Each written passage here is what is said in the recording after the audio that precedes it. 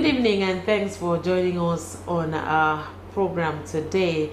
It's your program, Her Voice, Her Strength, reaching you from NTA Channel 12 Uyo. My name is Dora Okobase, your anchor on the program. You know this is a sponsored program and we need your sponsorship and participation on the program. You can call us on 0703 125 1348 to appear on the program and to discuss modalities of your sponsorship. Don't forget your jingle, your advert can be on the program to promote and to also give this program a boost. Thanks for joining us once again. All right, today we are here once again to talk on a very beautiful topic that will open you up to many things, to many questions, and in the course of our discussion you will learn one or two from it. I am not here alone to do it. I am here with a very revered, resourceful guest, and by the time we come back from this break, I will let you see her. Thank you so much once again for joining. Let's go on a short break, and when we return, I'll let you see our guests on the show. Imagine a world where every woman's voice is heard, every story is told, and she is empowered. Think of a world where women rise above challenges, shattered glass ceilings, and inspire generations. Welcome to Her Voice, Her Strength, where we celebrate the unbreakable spirits of women. Join us as we share stories of resilience, courage, and triumph. Hear from women who are changing the world, one voice at a time. Together we shall amplify conversations that shape our lives and empower each of us to being our best selves. Don't miss Her Voice, Her Strength on NTA Channel 12 Uyo, on Facebook and on YouTube every Saturday by 5:30 p.m. to 6:30 p.m. Join the movement. Amplify her voice. All right, welcome back on the program Her Voice, Her Strength, reaching you live from NTA Channel 12 Uyo. You can watch this program on Facebook every Saturday by 5:30 p.m. to 6:30 p.m. You can as well follow me up on Facebook to watch the thrillers of this program. On Facebook, my ID there is Dora Ndem. You have Dora Ndem TV also on Facebook, so you can follow both pages and you'll be kept abreast of everything that goes on the program and everything that surrounds and borders about women, family, and a healthy living. Thank you so much once again. All right, I am here with a very resourceful human. She's a retired school principal, a very wonderful consultant of family life living. She enjoys things about women and the family. She enjoys things about God. She's a gospel artist and every all-in-one woman, if you would allow me to say that. She's no other than Comrade Abigail Akpan. She's here this evening to make justice to a very beautiful topic that we shall be discussing about. You're welcome, Comrade, my lady. I call you my lady. How do you do? I'm doing well. I'm doing fine. Okay. Thank you. So how has it been? How has it been? It's been wonderful. It's been great. We just have to, enjoy the faithfulness of the Lord.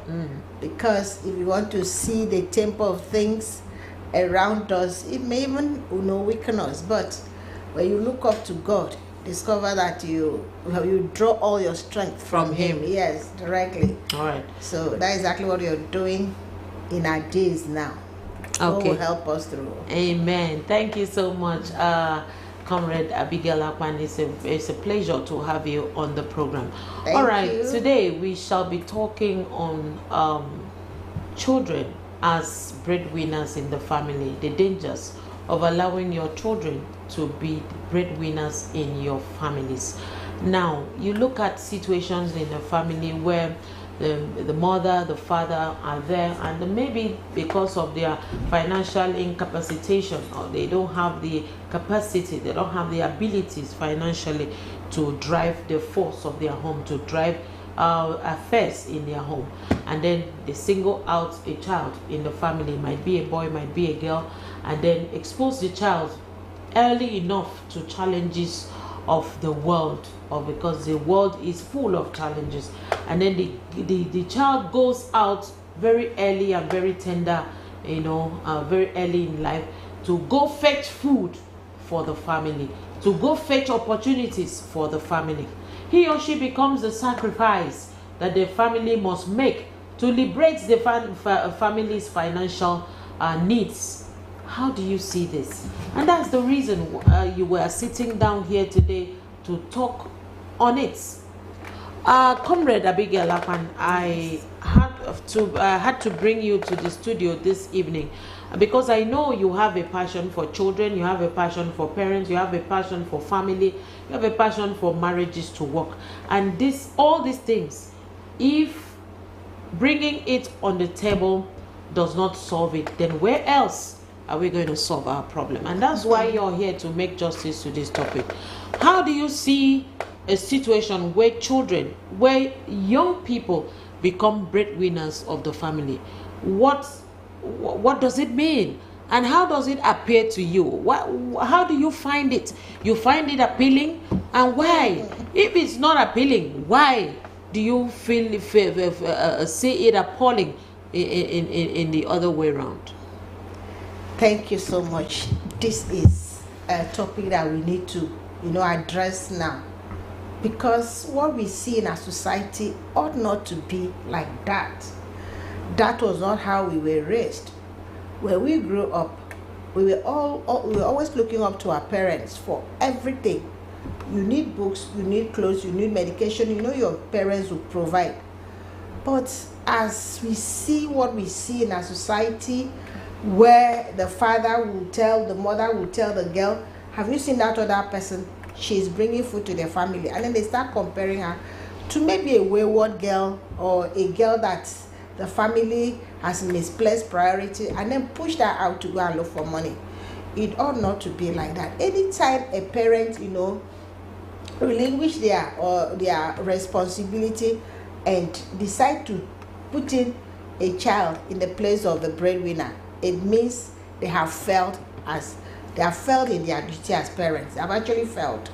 What we see is, the children that are supposed to be in school, that is the time that a child will be standing outside, maybe on that traffic light, looking for money, begging for money, or selling what a child should not sell at the time a child is supposed to be in school.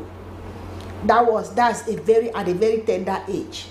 Some of those children, they will expose them to even stealing. You see a child, because he's trying to raise money for the family in a wrong way, a child will go into pickpocketing.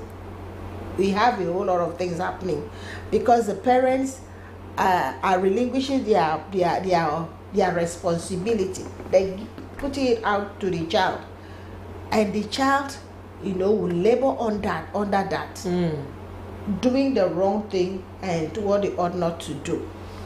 So that's what we've noticed. That's one. Another way, you see a child, because the parents already made him know that he should be the one to take care of the family. A young man goes into this cyber crime, looking for a way to look for money the wrong way. Because most of the time, the one that they look for, the legal way of looking for money, maybe sell bread, sell pure water, takes will time. not come very fast. Yes. Or takes time. Takes time, and it will not be handy, and may not be enough. And so they look for other options, because the parents already pushed them into it. So we are here to talk that the parents will hear, the ones that are doing that, they should hear that these things ought not to be. I don't know if their parents did that to them, but even if your parents had done that to you, you are not supposed to do to your child. You're talking of child labor. It's all right. It's just wrong. It's wrong in every sense of it. Like when you send out a teenager to go and sell. Like there was a guy I went, we had a program, and then I had to put fuel. I went to put fuel. That filling station was there till 9 o'clock. And I went to fuel my car. And I saw a girl with banana on her head. And a young man was standing there, doing what he shouldn't do with the child. So I said, look at what, is it poverty that has exposed this child to this? Because if this child would have been in the house, this man would not have access to her. Mm-hmm. So all those things are not helping our young girls at all. You tell a child to go and sell gari, sell fufu, whatever. And a young man will tell her, bring the thing to my room. Go and sell for me in the room. And she will, because she wants to sell. Or she wants to sell. Mm-hmm. She will go in there, and before she comes out of that place, something bad has happened to her. So we are here to talk. So some parents that are doing this can, listen to us and have a rethink. Well, I want to believe it's the economy of the nation that has actually done this. But then, you don't expose a child to that kind of a thing and think that there won't be a repercussion or side effect. That's exactly what I've said. All right, thank you so much, Comrade Abigail Akpan. A very beautiful point of view, and the analogies you have given have also portrayed how some parents are not very, very careful and not very, very deliberate in handling issues that have to do with the welfare of their children and the welfare of their home. But in our society today, you hear people say, okay, am I going to be the one doing everything? Must the mother work and slave and kill herself in the process of working and making sure the family is in order? Or should the man be the one to kill himself because he wants to bring food?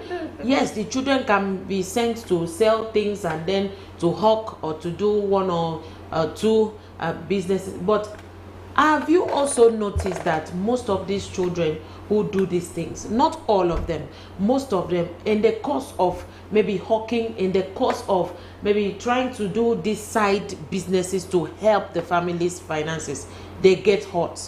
They get terribly hurt. So many of Some them. of them grow up with very bitter experiences and they become deviant. When they grow up, they become very stiff. They become unloved. They cannot love. They become arrogant and everything. Arrogant. They hate. They don't love people because of what they have gone through on the streets or what they have been through because of early exposure to things that they were not supposed to be exposed to. So I want some parents to also look at the number of children you can have and be comfortable in taking care of before you now reproduce and reproduce and reproduce. Don't keep reproducing when the financial ability is not there, because when you do that, you're trying to enslave those children, and there's nothing you would do other than getting into crime or also pushing your children into crime, and that's bad. So please, we can do better. All right, Comrade Abigail, I'd like to ask you this. Sometimes this thing does not only affect our female children, it also affects our male children. Some male children, when they are forced into the streets, or when some of these children actually is not the parents will not like say, okay, go and start selling. They see the suffering in the family, they see the hunger, they also experience the hunger, and they would love to do something to help. The intention is to help to cushion the effect of maybe poverty at home and the shortages at home. They want to fill in, they want to make sure that let me help my mother. But in the course of it, because this child is a child, the child is a child. The child can be easily convinced into doing something that he or she wouldn't want to, and then it becomes another problem. So in the course of you trying to solve a problem of poverty at home, you have already added a bigger problem to it.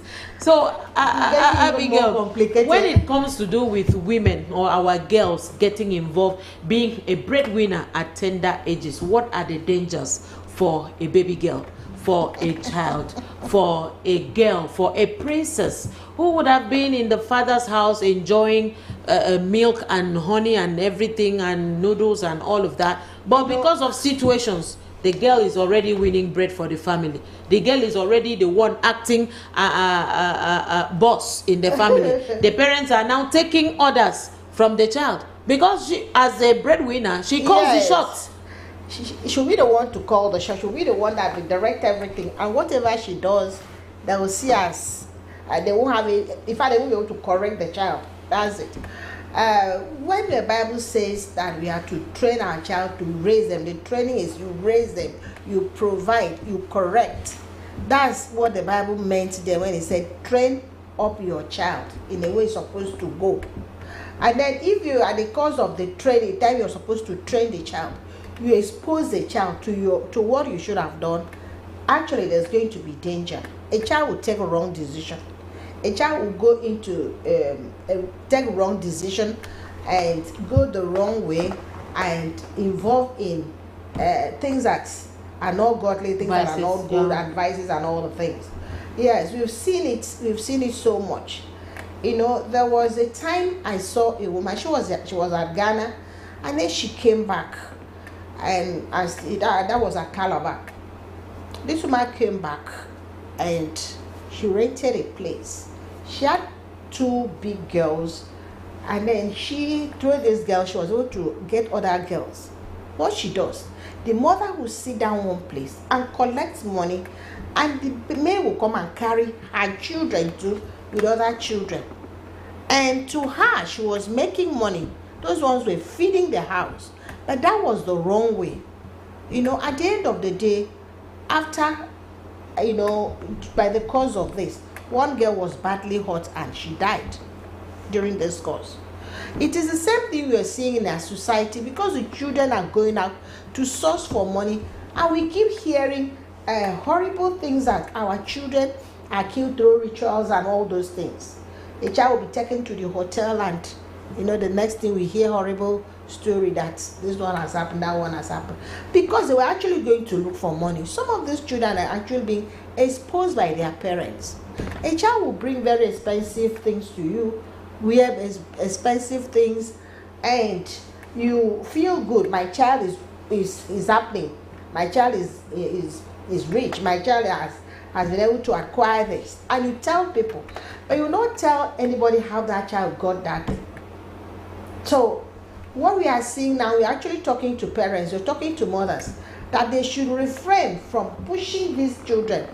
Girls, boys, it's the same thing. The boys are going to maybe Yahoo, maybe stealing, maybe full armed robbery, or whatever thing they can, they can be involved, so they can get quick money. So that's what is happening in our society. The parents are not taking their responsibility. So many of them, I've actually seen a mother that was shouting at the girl. Have you not seen another person there? She was shouting. I heard her. Why did I even give birth to you? How can I be suffering till now? You not go out as others are going out. What is this girl going to go out? She's supposed to be in SS1. She's supposed to finish her education. She's supposed to be in school. So is she going to go out and raise this money that you want her to raise? And you see, at that point, the girl will start thinking, what do I do? What do I do? So is something that the parents, those ones that are doing that, should refrain from. But then I saw a situation where a child helped. Okay, this woman she had 4 boys and 1 girl. 4 boys and 1 girl. She was a teacher. The father died, and I'm talking of this other side too. So once these children are back, she'll give this one break, Gary. All of them, they'll go out, and she timed them. By 4:30, everybody should get to the house. Whatever you sell, get back to the house. And once they are back. Just arrange food and eat, and everybody will carry their books. The woman was a teacher. She knew the effect of education, the importance of education, and by reason of economy, she was able to supervise. And even at that, there are times, the children will come telling her bad stories of their experiences. And then because already the children were actually briefed at home, they were able to, jump over some of those temptations. That's a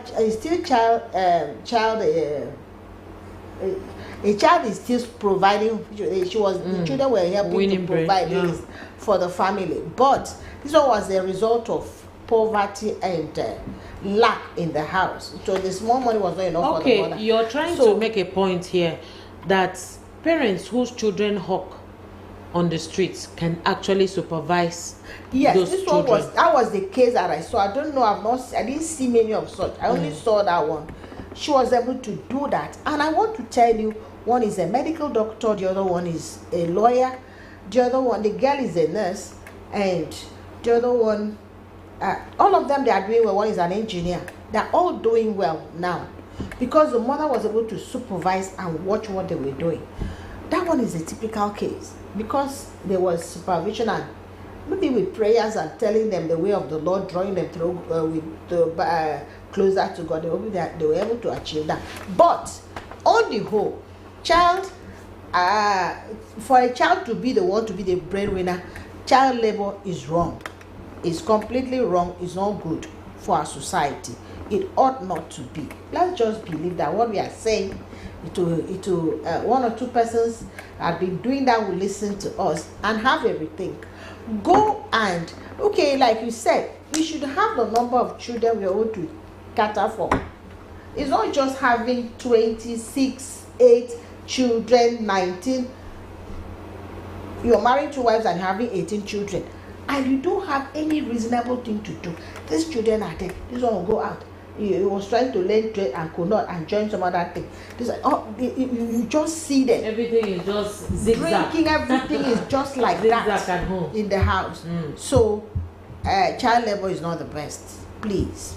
And like we are just seeing recently in social media, we don't know how that family got to that point, however, whatever.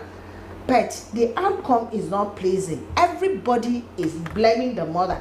Shouldn't have allowed, because any time a child does something well, the father will say, that's my child. And when a child does bad thing, It's the mom they that attribute it wants to the the child. mother. And naturally, that's not supposed to be.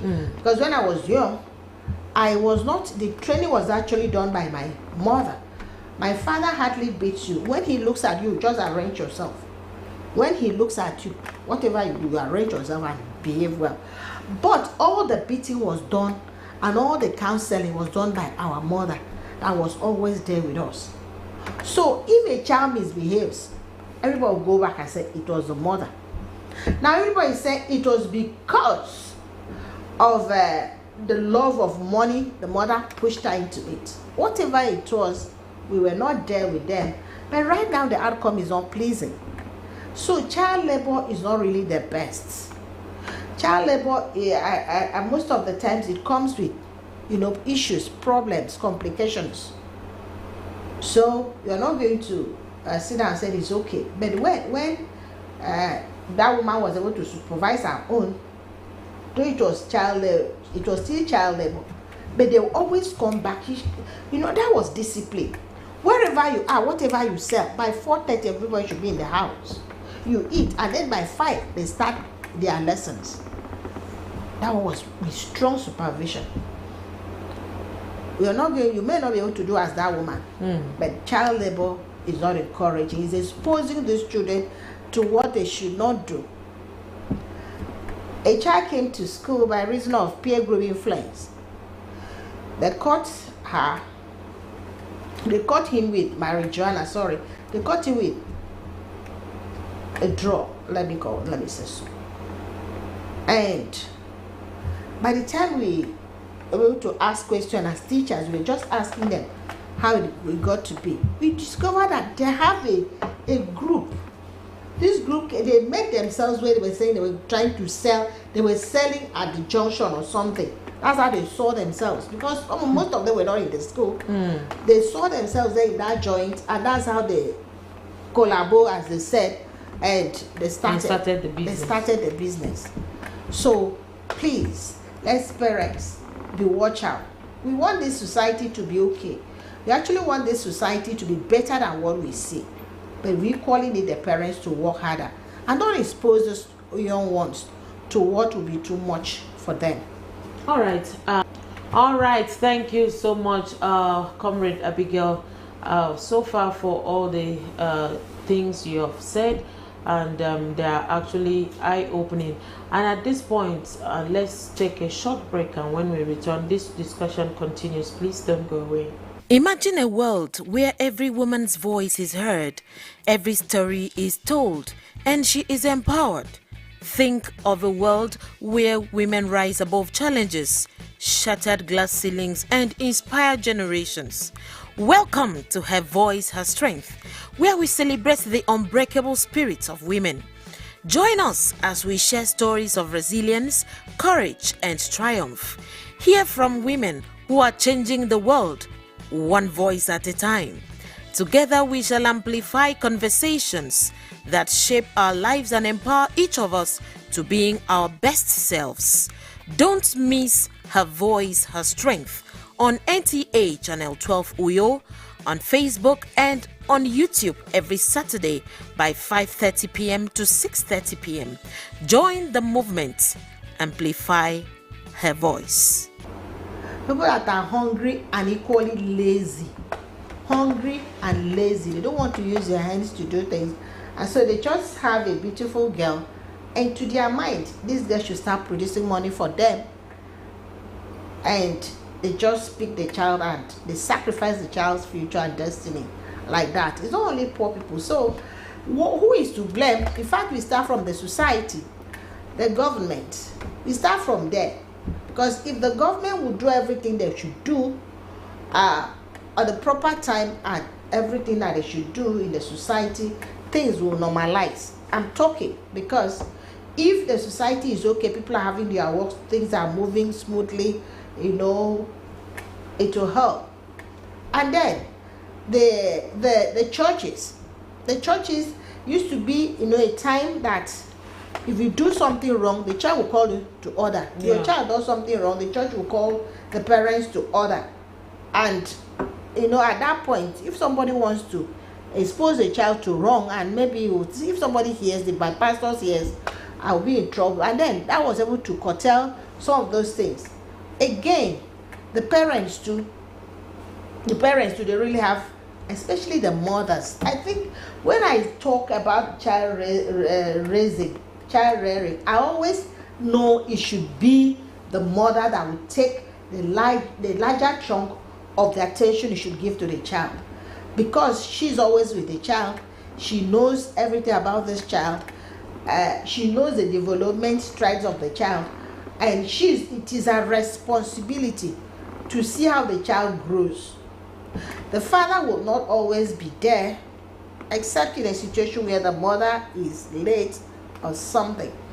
The demise of the mother, and then the father will take up the responsibility. But in a normal situation, the mother should always check what the child is doing. Check her peer group, her friends, the person she relates with. Check out what she's doing.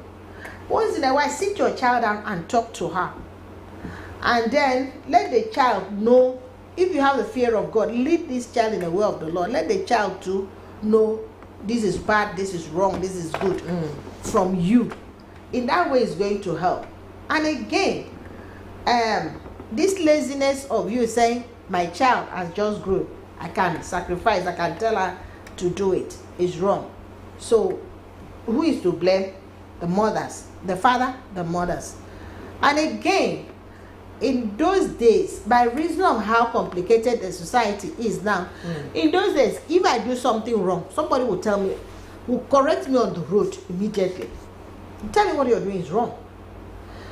And if my mother hears about it, she will say, hey, she will know. It's not a situation where you tell a child, why should you do that? And the mother will come and say, which child? You should go and check what your child, check what your child is doing. Leave my child. I saw something on Facebook the other day. A child was walking almost half naked. And people would say, how could this child wear this? And I would say, go and tell your child. The response of the mother, if you have this kind of beautiful child, go and when you hear that, it is the place of the parents to groom the child, to direct the child well, to nurture the child, and guide the child in whatever the child is doing.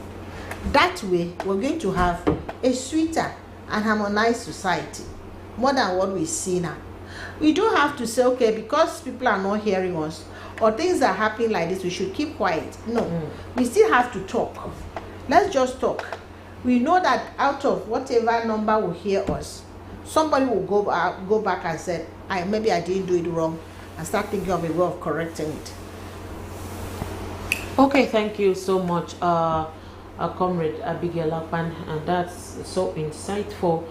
And at this point, let's talk about the roles of the father in this situation.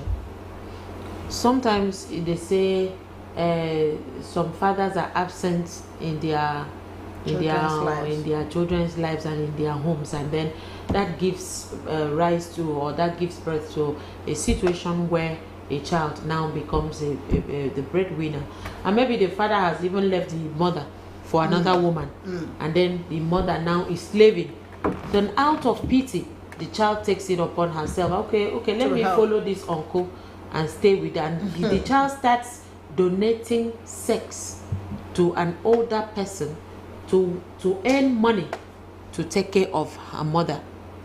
So do you see that men also are contributive factor to this menace in our society? The role of some men. The role of the father. Yes, as you all know, the father is the head of the family, and until the head is doing the right thing, the other part of the body may not function well. That's exactly what we actually said down. That's what we see, because I have noticed that in so many, like percentage, the father will deliberately leave the children for the mother to raise, because he thinks raising these children is going to be overwhelming, and so he just trickishly left the child for the mother alone to raise. And at that point, that child does not have the influence of a father. And when a child does not have influence of a father, she's not growing well. The children are not, he or she is not growing well. So I can remember way back as an administrator of a school, most of the cases that were always coming was from separated homes where the mother is there alone, the father is somewhere, and the father, like a case, a mother came and said that a child, the father left the child alone, a girl of 13, but it was this child that grew like that. Like if you see her, you think she's 16. Left the child, and he was at the joint till 3 a.m. And we got to know that the child, because the mother had left, the child was there alone. The child left to go and stay with the father while she was alone somewhere with the other children. She said when the child went to visit the father left her there. So I told her, how can you say that kind of a thing for somebody to hear? For me to even hear it, I'm wondering why you say it. How can you leave this kind of child to go and stay with the father? And then the father, you say, is always drunk, will come back from the joint by 3 a.m. Don't you even think of this child that by the time the father comes back with all the things, the alcohol inside of the eyes, that this child is endangered, that the father can even do anything to this child? Don't you think like that it was very wrong for her to keep the child with the father like that? That's about the broken home. I was hearing so many things that happened at that time, all about father leaving their responsibility to only the woman. And this woman will be trying to see how she can cope, and will expose this child to, at times, hawking and all those things and every other thing that will involve. And at the end of the day, the child is, a child's destiny is on the line. And the funny part of this thing is when the mother must have finished grooming this child to a time and say, okay, it's time for eating. Somebody has come to ask this child hand in marriage. The father that was not there will match suddenly. The absentee father will just appear from somewhere and give up long list of a child that he did not raise. I have seen that too much, and is always making me very angry. Every time I see a man that was not there when a child was being raised, coming to sit, taking the seat of a father at the ceremony of the child. When I look at the man's face, I'll be wondering what is in his mind now that he's sitting down here, enjoying what the mother, sacrificed, suffered alone. So the role of a father, I can remember as a child, once my father comes back, like I said, everything will say, just know yourself. Because of his influence alone, just seeing him, you behave well. At times he will not even need to beat you, but that his influence is there for you to control you, whatever you do. But when you leave it to a mother alone, it's not always the best. So the fathers, the absentee fathers, we are going to plead with you again. Please be watchful over your child. If you had issues with your wife, if there was issue with your wife and you take a walk, like I said the other day, please always try to make arrangement for your child in everything, including asking things about the child. It's not just giving out money. Know about the welfare of this child, the health and everything, even the societal, learning, everything. Let the child know that you're involved too in raising the child. That's what a parent, father should do. You brought this child to the world, so don't go and stand afar and be watching how the child grows, waiting if money will come out. I heard of a story of a man that came out and looked for his son. As at the time he came looking for this son was married and had 2 big children, fine children. And then you came out and said, I am your father. I'm your father. This person, you were not there right from when the mother was grooming this child, raising this child, sponsoring this child through school and everything. You were not there. All of a sudden, because you feel that there should be somebody to bury you, yes, and then you come looking for him. By this time, this child was well established. So the son asked him, this one that you're coming, what is it for? At this point, I am a father. So I don't need a father again. So for what are you coming? So at this point, he realized that he came at the wrong time. And the child in quote, told him he should not bother about that paternity that was on it. When I heard it, I was like, if all cases would have been like that, it would be very interesting. Maybe that will make others to sit up. So a father should be there. Let the father join hand and take care of the child, raise the child, so that tomorrow we have a better society, and he too will feel fulfilled that it was part of the child's growth, life. Yes. All right. Thank you so much. And I want also to add to what my lady is saying in the studio. You see, sometimes when couple have issues, or when couple have chaos or crisis in their marriage or in their union, among them, instead of sitting down and looking at issues critically, and also in a case where children were involved or are involved, you seek peace, not because of you, but because of the children. Some people tend to just abandon the issue. They abandon their wives or their husbands. They abandon the children that were involved or that are involved in that marriage and walk away.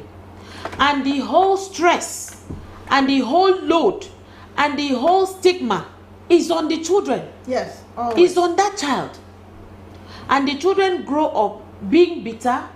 They grow up being unloved. They grow up being so problematic and troublesome because everything around them is just too difficult. And then these children did not come alone. They came out of people. So where are those people? Where is the mom? Where is the dad? You have an issue. Whatever issue you have does not involve the children. The children did not cause the issue. So you people join hands and see how the children will grow. so that things will take a good turn in the family, so that the children will not become breadwinners of themselves and for the family. Don't forget, we've been talking on children as breadwinners, and we are here to condemn that for your child to be a breadwinner in the family is wrong. And equally, we talked of early marriage that is affecting our girl, our children, is affecting them seriously. And we've just said something. We've just said something about, a father that is not there, or marriage, if it is too much when you part, try to amend the marriage. But then we have seen in our society now that there are times that the marriage need to part ways. The partners, they need to part ways because every time everybody now is talking of domestic violence. If it involves domestic violence that that may likely lead to loss of life, you part ways. You actually need to part ways. And when you part ways and there were children, please sit down and make provision for those children and still be involved in their lives. And that's the exact point I'm making. I say it's not bad for you to have issues with your spouse, or maybe walk away in a situation where the marriage was life-threatening. Yes, you can run away, you can walk away, you can crawl away, anyhow you go away, and then the marriage is splitted, or people have gone, or the couple have gone separate ways. But in the case that children were involved or children are involved, please, you have to look for a common ground for you people to contributively see to it that the children have eaten, the children are going to school, the children are doing, the ones that don't want to go to school, the ones that want to learn a trade, they are well and fully involved in one thing or the other, and not forsaking, not just leaving. Some people leave. Yes, comrade. Some people just leave, and they leave yours truly. They only reappear, just like she said, maybe at the point where a female child was involved, at the point where she wants to be given out in marriage. That's when the father will emerge, or that's when the child will now go and look for the mom and say, please come and sit down, and come and sit down as a mom and say, that thing that your father did to me was so annoying, that thing everybody pleaded with him. No, all those things don't count, and it makes children grow with grudge. Children already have enemies at the point that they are supposed to relate freely with people, so they grow up with grudge. They grow up taking sides, not knowing who to support. Yes, comrade, sometimes when things like this happen in a situation where children are involved, some people will tend to support the wife, some will support the husband, or all of them will support the mom, and the father will suffer. So please, at this point where we are condemning in totality a child being the breadwinner of the family, please make out plans on how to run your family as a man and as a woman. All right, Comrade Abigail, at this point I want you to advise men, advise women, and advise children too, because I want to also believe if some children are well informed, they will know that they are not supposed to be any kind of sacrifice. I cannot be given as a sacrifice to free my family from poverty. You have to work. If you are my father, you brought me to the earth, you have to work to raise me. My mother worked to raise me, my father worked to raise me. So there's no issue and there's no shortcut of me becoming the sacrifice for the family to be liberated. Jesus Christ that we believe in this part of the world, this part of Nigeria, had already made the sacrifice on the cross. So there is no other sacrifice that counts. If you have children, be there to raise your children. Let's not even talk about only in the cases of maybe a death, or I don't know, death is the extreme, that you're no more there, and then maybe another person can step in and take care of your children, or the children will now be given to guardians and all of that, and maybe because of struggling in other hands they may face challenges. But as original biological parents of children. Please make yourself useful in the lives of your parents. Then Abigail, please, your advice to this set of people as we round up the program. Thank you so much, Dora. This is very interesting session we are having here, because this is what we face in the society. This is what we see day to day around us. So we're going to talk to the parents. Please, the father, the mother, it is your place to take care of your child. Even if you're sick and you cannot stand up and run around for the child, in a situation like that, we know God has a way of sorting out things like that. But a child labor is something we frown at this point. So the child should be taken care of in a normal situation. Again, the children too. I know some of those children, by reason of what do I put it? How do I put it? By reason of the fact that they want to measure up, some of them will want to go extra mile to do what they ought not to do. I'm actually talking of this early marriage too at this point, and the children will be exposed to. Some of the children don't want it. Some of the children actually stand out and say they want to go and marry that big man so that they'll go and be driving big cars. That's great, and at times, in most cases, does not land well. So children supposed to be taken care of, be directed, be nurtured by parents, and not being exposed, especially to our society, the kind of society we are living here in our side. Please let the children be taken care of. Again, we need to plead with our government that let things be on ground, that people will be able to fall back on jobs, opportunities, things like that, healthcare, so many things that will help. Because if somebody's health is not failing, and a child will have to be pushed to go and look for money, it will not happen. Let all hands be on deck so that we'll not have misfit in our society, because all those things are misfit, where a child is pushed out to go and marry too early, or being exposed to being the breadwinner, and most of the time the breadwinner, the child goes to do illegal things, illegal jobs and involvement, that at the end of the day the problem will go back to the society. So when we talk like this, please, we're not talking because we don't have something doing. We're actually giving back to our society what has been deposited inside of us, that we share with you. And this sharing, please, let's do something about it. Because most of the problem we are hearing, if maybe somebody had heard what we are saying now, maybe we wouldn't have been involved.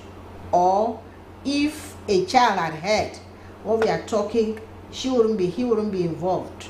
So please, we need a better society, and we actually pray that you listen to us. Our children are our future. They are our hope. That's what we are going to lead. They are our pillars for tomorrow. But if they are being, mortgaged, do anyhow with them, sacrifice their destiny, and we are not going to get that great society in future. We don't know what child we will be tomorrow until at that time. So whatever child you have now, the child does not look strong, does not look intelligent, does not look smart. Just nurture that child, because the future will tell. But when you expose a child to what we've been seeing, like what we see on social media, a young girl will go following money, and at the end of the day, you go and hear ritual is killing and all those things. We just pray that all these things will stop in our society, because it's not helping. Thank you so much. Thank you so much. That has been the voice and the face of and the contribution of Comrade Abigail Akpan. She's retired school administrator. She's still active in educational sector, family life, and she's still very, very active in disseminating information as a journalist in the field to help families and to help people. And that's why I brought her all the way, so as to also contribute to this program today. Thank you so much, you're welcome, Comrade, for being a part Thank of you. the program. All right, and that's how far we go on the show today. Thank you so much for your time on the program. Don't forget, the focus of this program was against a child as a breadwinner. It's really something out of place for a child to be the breadwinner in the family.